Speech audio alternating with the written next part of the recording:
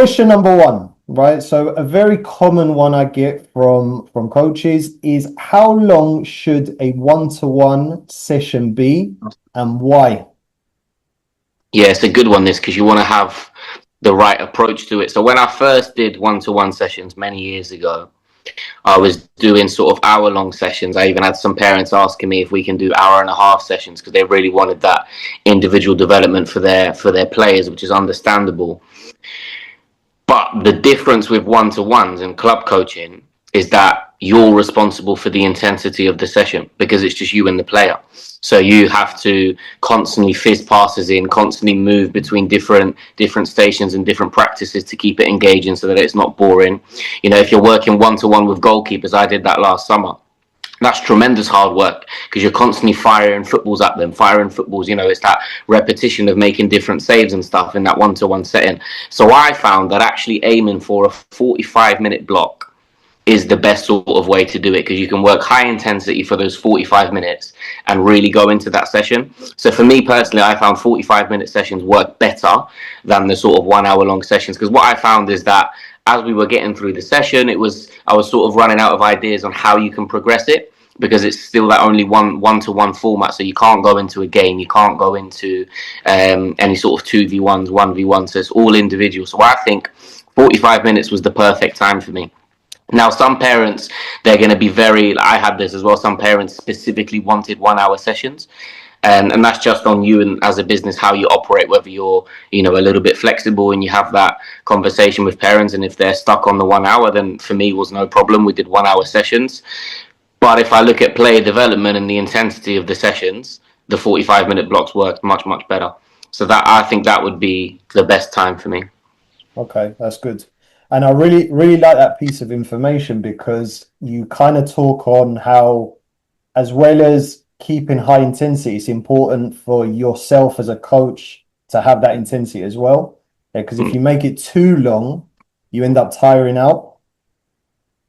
And Yeah. not just the player, but yourself coaching as well. Yeah, especially if you're doing a lot of sort of one-to-ones back to back. So I remember last year when I did it on a Saturday, and I had sometimes 5, 6, or 7 bookings, you know, back to back to back to back with a little 5, 10, 15-minute break in between to set up and stuff. And that was, you know, when you get to the pitch at 9 a.m.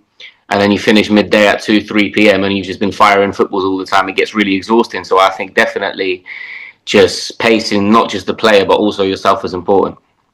Okay, cool. Excellent. So for a coach watching and they're probably a bit like, do you know what, Phil?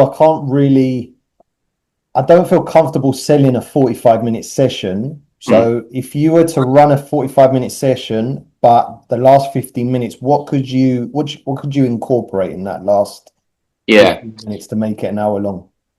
I think it depends on who you're working with. So if you're working with goalkeepers, something that I did in the couple that were the hour long is we spent the initial sort of, obviously you do a warm up, you know, the usual for the first sort of 5 minutes, and then the majority blocks, so that sort of half an hour block we spent on goalkeeper positioning and different types of saves.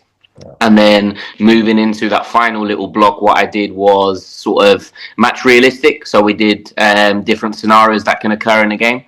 So, for example, you can't really do a 1v1 in terms of there's no outfield player, but there is me. So I would, for example, run at different angles towards the goalkeeper, and he was working on him coming out to save shots. So a little bit of match realism. We did some penalty work, so some technical sort of understanding how the attacker positions his body for the shot.